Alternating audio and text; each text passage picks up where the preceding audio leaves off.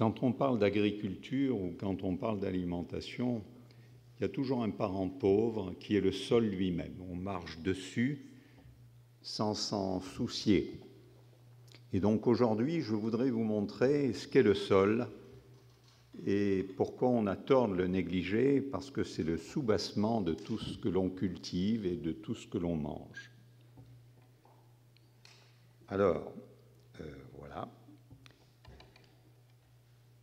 L'agriculture est née il y a à peu près 11 500 ans, c'est l'époque Holocène, et pendant toute cette période qui nous a séparés depuis son invention jusqu'au siècle dernier, les hommes ne mangeaient pas à leur faim, et c'est la courbe de production alimentaire qui tirait la courbe démographique.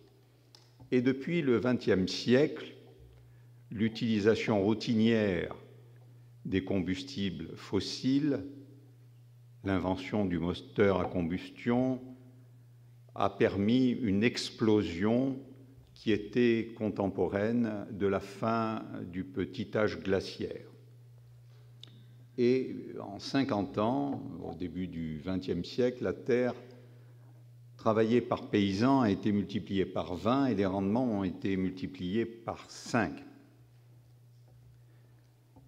Dans la deuxième moitié du XXe siècle, les surfaces cultivées ont été augmentées de 15%, surtout en Asie et surtout en Afrique. Les rendements, eux, de 75%, et la consommation moyenne par jour et par personne de plus de 30%. La durée moyenne de vie en un siècle est passée de plus de 25 ans et il a fallu attendre 1000 ans auparavant pour augmenter de 25 ans cette durée moyenne de vie. Alors, après un siècle d'agriculture intensive, quel est le bilan aujourd'hui? Le bilan, c'est qu'on n'arrive pas à nourrir un humain sur 7, on rend obèse une personne sur 10, que beaucoup de petits paysans ne peuvent plus vivre correctement, cette agriculture consomme 4 fois plus d'énergie que l'industrie, qu'elle utilise 86% de l'eau douce sur notre planète, qu'elle crée des dommages à l'environnement et à la santé des paysans, et surtout, et c'est ce dernier point que je vais développer aujourd'hui, qu'elle appauvrit considérablement les sols et la biodiversité qui vit dans ce sol. Les terres cultivées, c'est à peu près 22% des terres émergées. Le reste, c'est-à-dire à peu près 2,5 milliards d'hectares. Le reste sont des sols qui ne sont pas exploitables parce que les pentes sont trop fortes, les climats sont trop arides, trop froids, les sols sont trop fins, trop pauvres ou trop humides. Et donc, il faut faire avec ces 2,5 milliards d'hectares. Et bien entendu, lorsque on entend à la radio, qu'on lit dans les journaux que la terre arable, il y en a encore des milliers d'hectares, c'est tromper le monde.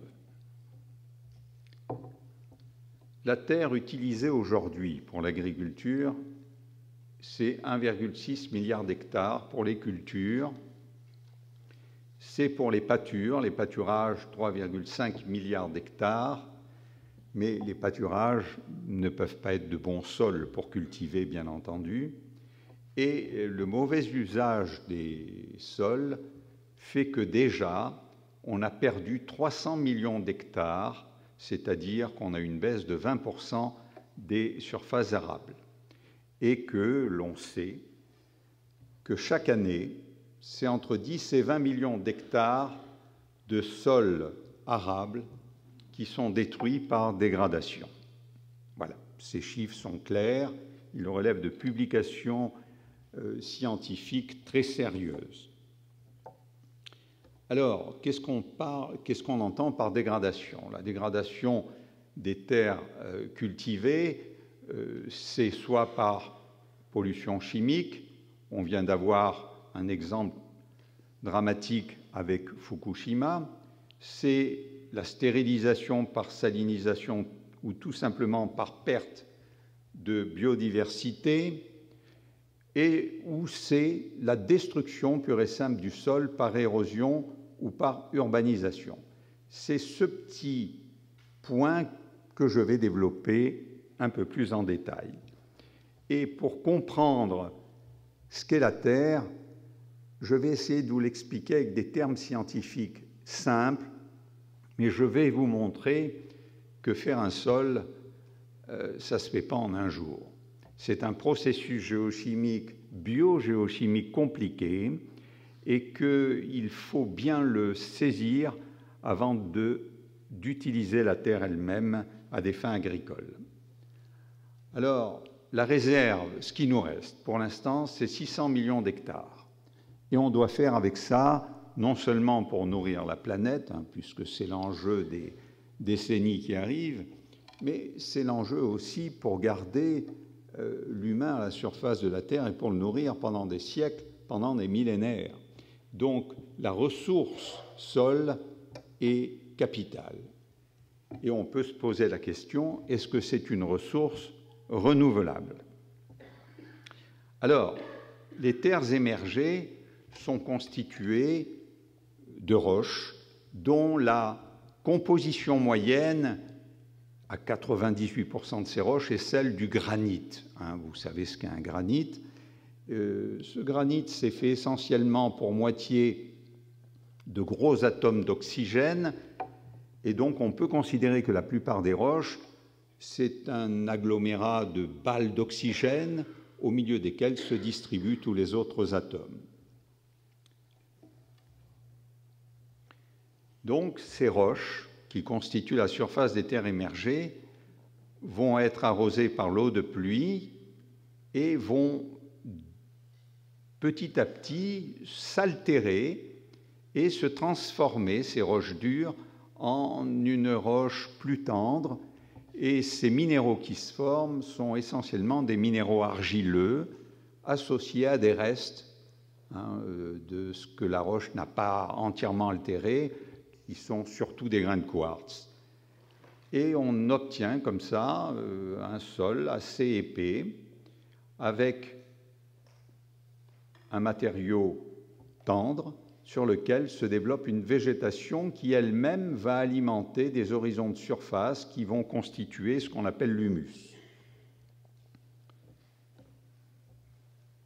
Alors, ces roches, voyons dans le détail comment elles s'altèrent.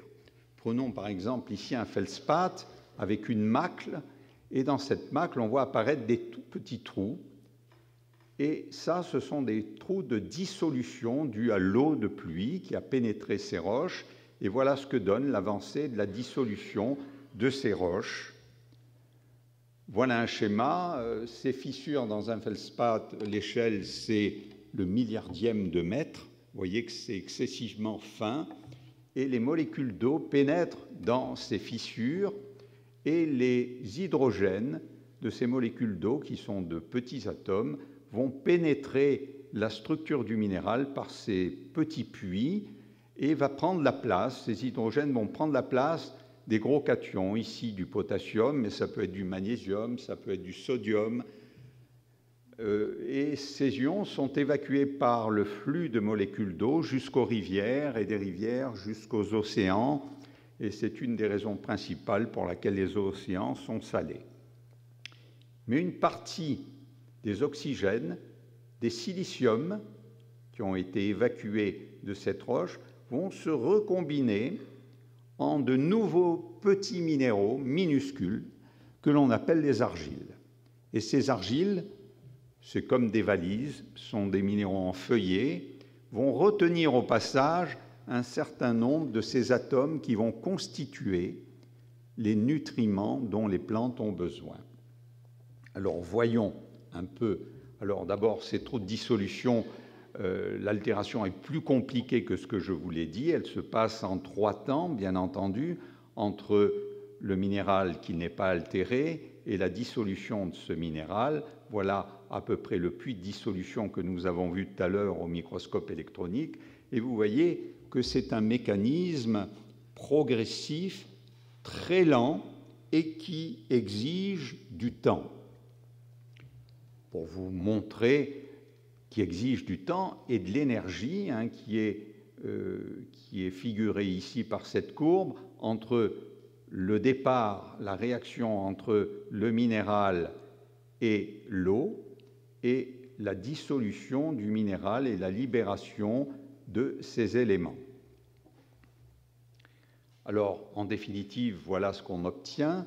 On obtient un minéral parental très altéré avec des trous et un minéral secondaire de précipitation ici qui est l'argile. Et vous voyez cette structure en nid d'abeille, on va l'expliquer dans 2 minutes. C'est cette argile qui a une forte porosité, donc une grande réaction avec l'eau qui va permettre aux plantes de survivre. Voilà ces argiles, pour vous les schématiser ici. Voilà un sandwich d'argile, hein. C'est un feuillet d'argile à 2 couches, et vous voyez qu'il y a entre ces couches des atomes de magnésium, de calcium, il y a des phosphores, il y a des molécules organiques, et tout ce petit monde vient s'abriter sur les faces ou entre les feuillets de ces argiles, et ça va constituer des minuscules petits sandwichs qui vont alimenter les racines des plantes. Et tous les nutriments dont les plantes ont besoin se situent à hauteur de ces feuillets d'argile. Mais pas que les plantes, toutes les bactéries qui elles aussi vivent vont avoir besoin d'énergie, et cette énergie, les bactéries, les micro-champignons vont toutes les prendre à tous ces nutriments qui sont des donneurs d'électrons. Un électron, c'est des donneurs d'énergie, d'électricité. Comme nous avons besoin d'énergie, eh bien, toute la flore et la faune micro du sol en a également besoin. Donc cette argile joue un rôle primordial. Et donc chaque feuillet, ici, les feuillets vont s'accumuler, s'empiler comme des jeux de cartes. Ils ne sont jamais isolés dans le sol et ils vont se regrouper en plusieurs, des fois 100 feuillets, des fois 20 feuillets, ça va dépendre du type d'argile, et l'ensemble d'accumulation de ces feuillets, qui est beaucoup plus grande ici, comme le montrent ces pointillés, constitue un cristallite d'argile. Ici, c'est une smectite. Et c'est ainsi qu'on passe du granit dur, qui, vous voyez, s'estompe à la faveur de cette argile tendre qui naît, qui va former le sol. L'argile elle-même, qui est constituée de feuillets, si tous les feuillets étaient dans le sens de la pression horizontale, c'est-à-dire allongée le long des feuillets, elle serait bien entendu imperméable. Hein, c'est comme ça qu'on fait des murs en argile imperméable, en tassant l'argile et en allongeant ces feuillets le long de la pression. Mais heureusement, ces argiles se mettent dans tous les sens et laissent entre eux des petits vides qui vont laisser passer une eau. Alors c'est une eau compliquée, mais je vous passe les détails. Pour les kaolinites, ça se distribue comme ça, et vous voyez ici un micron, la taille de ces cristallites, c'est-à-dire eux-mêmes de l'empilement de plusieurs feuillets, ou l'empilement de feuillets pour un autre type d'argile, les smectites. Vous voyez ici que chaque cristallite correspond à peu près à l'empilement de 10 feuillets, et ici, cela vous donne 500 angstroms, l'échelle de la disposition de ces argiles, et c'est ça, ce que je vous montrais tout à l'heure, les structures en nid d'abeilles dans lesquelles l'eau peut réagir fortement avec toutes ces cristallites. Mais l'eau ne réagit pas seulement avec ces paquets de feuillets, ces cristallites, elle peut réagir aussi à l'intérieur des feuillets en hydratant les atomes qu'on appelle des cations qui tiennent ces feuillets assemblés par 1, 2 ou 3 couches d'eau en faisant gonfler l'argile, et c'est ces mouvements de gonflement et de rétraction de l'argile au cours des saisons qui fait que l'argile va s'organiser dans le sol en structure, en agrégats. Et ces agrégats, c'est la stabilité du sol argileux. C'est la raison pour laquelle le sol s'érode très lentement. Voilà ces agrégats qui sont ici de forme prismatique. Vous voyez que l'argile a réussi à s'organiser et donne une structure au sol que nous voyons ici de manière naturelle. Voilà ici un prisme dans un vertisol et voilà d'autres agrégats ici d'argile. Et bien entendu, l'eau va pénétrer jusqu'à l'intimité des feuillets et les racines et toutes les petites radicelles vont plonger dans cette argile et vont y pomper leurs nutriments. Voilà la végétation. La végétation, par sa partie aérienne, réagit avec l'atmosphère, c'est la fonction chlorophyllienne, et pompe le gaz carbonique de l'atmosphère.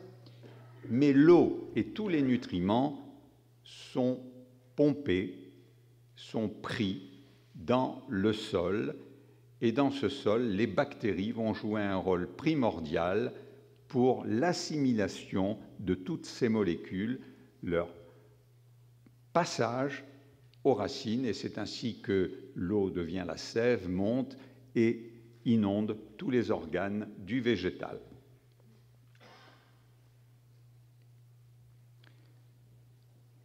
Je reviens juste en arrière. Bien entendu, selon les saisons, les végétaux vont perdre certains de leurs organes qui vont tomber en débris. Ces débris vont être fragmentés par la faune du sol et, bien entendu, les bactéries vont découper tous ces débris et les rendre, c'est des véritables mécaniciens, les rendre en molécules assimilables par les plantes.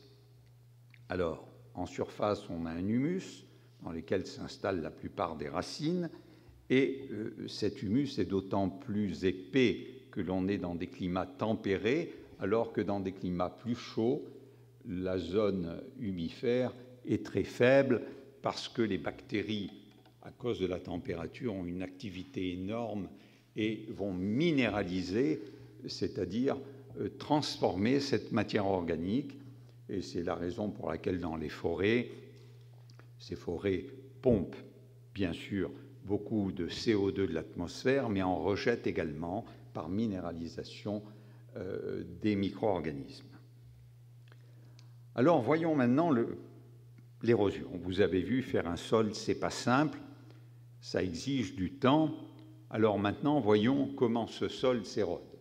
Alors l'érosion, c'est surtout la déforestation, bien entendu. Pourquoi? Parce que la forêt joue un rôle protecteur par rapport à la pluie, à l'énergie cinétique de la pluie qui tombe sur le sol et qui fait déjà quelques dégâts.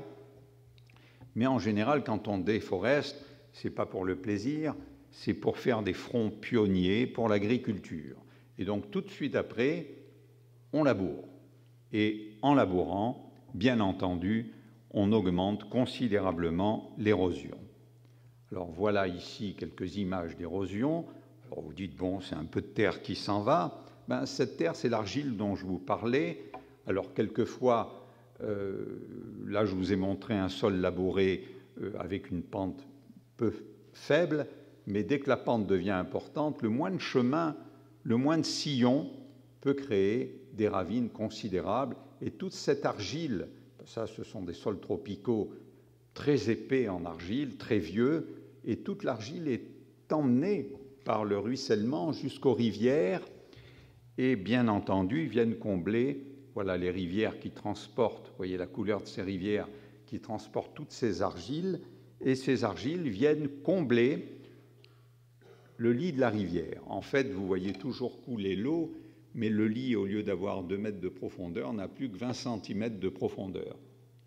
Et lorsque vous avez une condition climatique exceptionnelle, des orages exceptionnels, on parle d'inondation, tout de suite, des journalistes vous disent « Ah, le réchauffement climatique », mais non, dans ce cas-là, non. Dans ce cas-là, c'est l'érosion du sol qui crée les inondations. Alors, voilà les vitesses d'érosion. Pour 20% des sols cultivés, l'érosion est supérieure à 20 tonnes d'argile, dont je vous ai parlé, 20 tonnes par hectare et par an. L'érosion moyenne pour à peu près 50% des sols se situe entre 7,5 tonnes et 20 tonnes. Et il n'y a que 30% des sols qui n'ont qu'une érosion inférieure à 7,5 tonnes. Mais on peut avoir, et c'est le cas en Afrique, des érosions après déforestation jusqu'à 250 tonnes par hectare et par an, ce qui est considérable. Alors que l'érosion naturelle est inférieure à 0,5 tonnes par hectare et par an. Vous voyez donc que l'action anthropique, que les mauvais usages par des labours et souvent le long des pentes est très préjudiciable à la conservation des sols. Alors, quand on compare comment un sol se forme, c'est-à-dire ici, le front d'altération, c'est-à-dire l'enfoncement biogéochimique du sol, il est de 50 mm pour 1000 ans. Vous voyez que c'est très lent à faire. On altère la roche, on forme des argiles, alors que le front d'érosion est de 10 à 100 fois plus rapide que ce que le sol se forme. Donc des calculs très simples vous montrent que d'ici un millénaire, la plupart des sols des pays tempérés à ce rythme-là auront disparu. Mais lorsque le sol s'érode, il n'y a pas que l'argile qui part. Je vous ai expliqué que l'argile est pleine de nutriments. Et donc, voilà un schéma simple, tiré d'une publication, qui vous montre que lorsqu'un sol reste sous forme de pâture, n'est pas cultivé, le carbone organique augmente, puis se stabilise. Il reste quand même, si cette pâture vient d'une forêt, il restera 6 fois moins de matière organique que dans la forêt, mais enfin, en pâture, ça se stabilise. Alors que sur 20 ans, lorsque vous faites des cultures permanentes, le sol perd toute sa matière organique. C'est-à-dire, si on ne rajoutait pas d'engrais régulièrement, le sol ne serait plus du tout productif. Alors, quand on altère pour un sol à une érosion très modérée, vous voyez, ça doit à ces 3 tonnes par hectare et par an, c'est dans des terrains relativement plats et pour à peu près 10% des sols labourés. Les pertes qui suivent cette érosion, c'est 25 kg par hectare et par an de carbone organique, 10 kg par hectare et par an d'azote organique, 3 kg de phosphore, 10 kg d'ions échangeables, potassium, sodium, calcium et des oligoéléments. Alors les oligoéléments, c'est très important parce que les bactéries qui font la nitrification, par exemple, ont besoin de donneurs d'électrons. Quand vous avez un peu de chrome, ça donne beaucoup d'électrons et ça joue un rôle dans les enzymes au cours de la nitrification. Si vous supprimez ces éléments, vous enlevez à la microfaune du sol le moyen de compléter le cycle de nitrification, par exemple.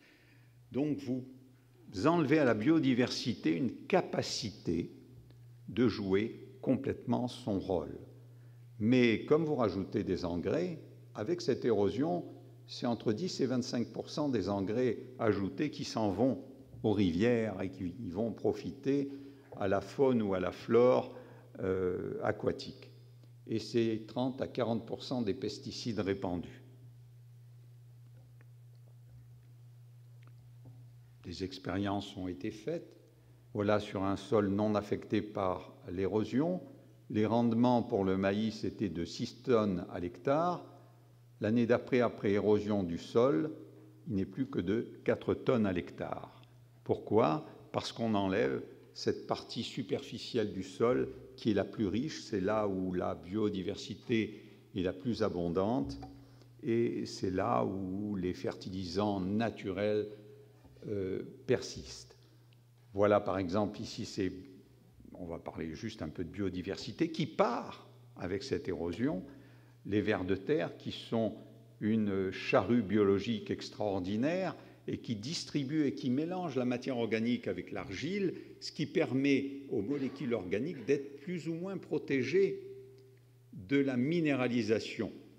Au lieu de partir en fumée, c'est-à-dire en CO2, parce que la matière organique, si vous prenez du carbone organique, c'est plus de l'oxygène en labourant, ça fait CO2, ça part. Pareil pour l'azote. Alors, en mélangeant avec l'argile, les molécules organiques sont protégées de cette minéralisation. Dans l'immédiat, ils peuvent perdurer plus longtemps dans le sol. Et bien entendu, la plus grande biomasse microbienne, faite de bactéries, etc., de champignons, d'algues, contrôle le cycle du CO2 et le cycle de l'azote. Alors, on ne se rend jamais compte, mais lorsqu'on regarde le poids vif dans les 30 premiers centimètres à la surface de la partie supérieure du sol, la biodiversité, c'est 8 tonnes à l'hectare, c'est-à-dire l'équivalent de 500 moutons en poids vif. Alors, avec cette érosion qui est considérable, cette perte de biodiversité, de fertilisants naturels, eh bien, depuis une vingtaine d'années, les productions, les rendements agricoles stagnent. Ceci, c'est pour l'Europe. Et bien entendu, ceci, c'est pour le monde.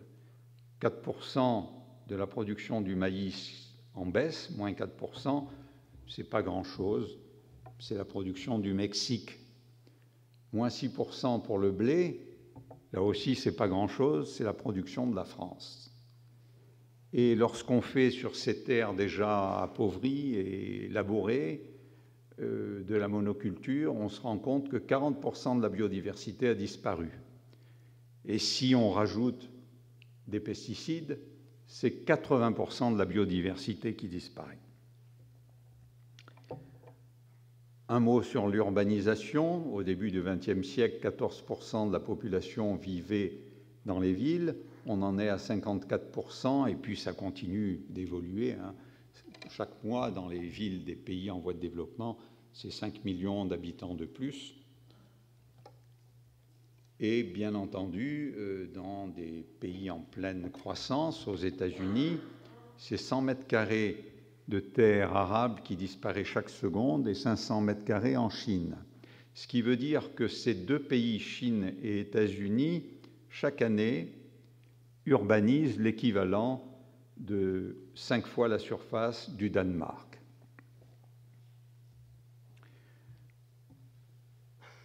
Voilà une carte qui vous montre la dégradation des sols. C'est à peu près 1% de la couverture de sol qui est dégradée chaque année.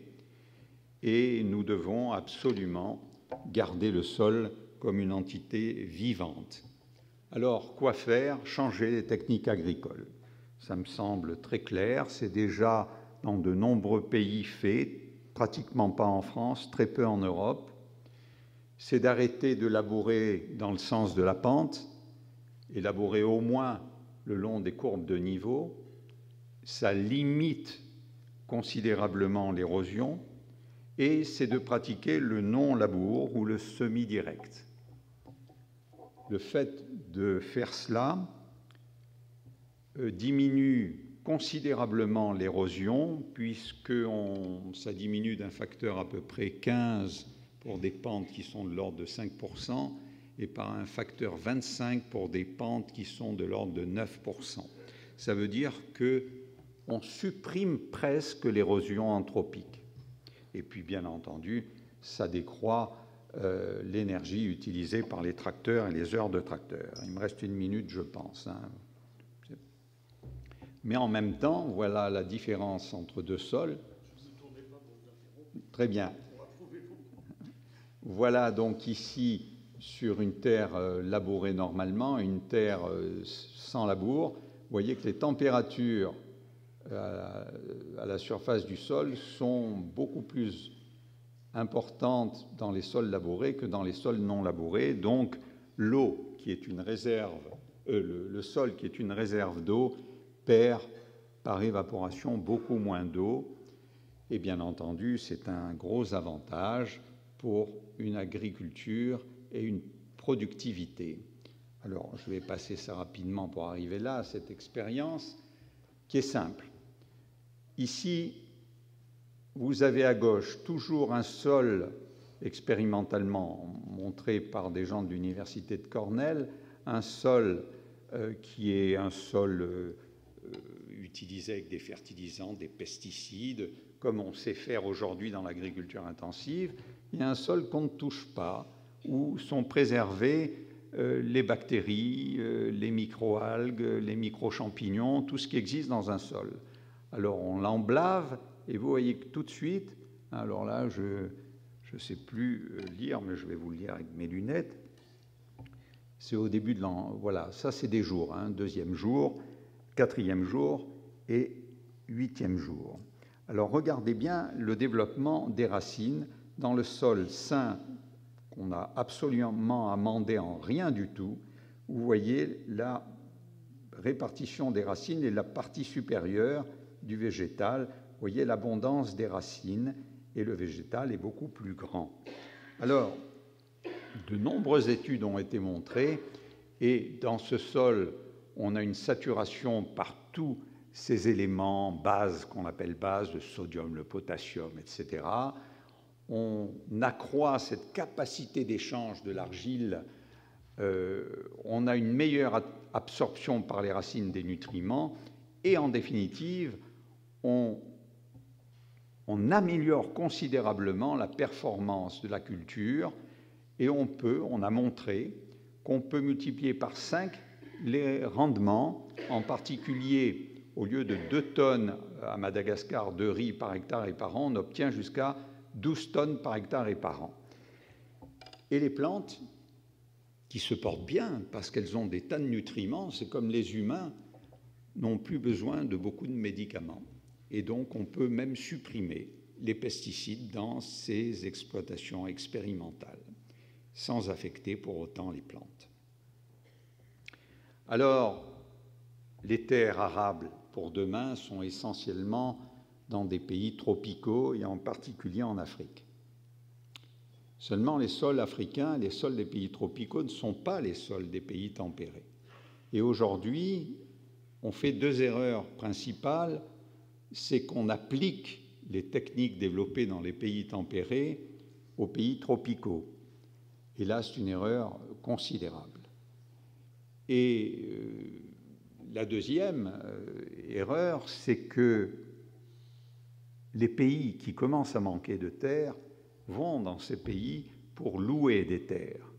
Et aujourd'hui, la location, moi quand j'écrivais mon livre qui est paru en 2012, j'en étais à 20 millions d'hectares. On en est aujourd'hui à 200 millions d'hectares de location de ces terres. C'est pas grave de louer les terres à la limite, à condition de ne pas les rendre exsangues et de comprendre les mécanismes. Voilà en quelques mots ce que je voulais vous dire sur l'importance du sol, qui est toujours négligé dans les livres concernant l'alimentation, pour vous dire que c'est une ressource qui n'est pas renouvelable. Il faut plusieurs dizaines de millénaires pour développer un demi-mètre à 1 mètre de sol arable, et il faut quelques décennies pour détruire ce sol. Voilà, j'ai terminé.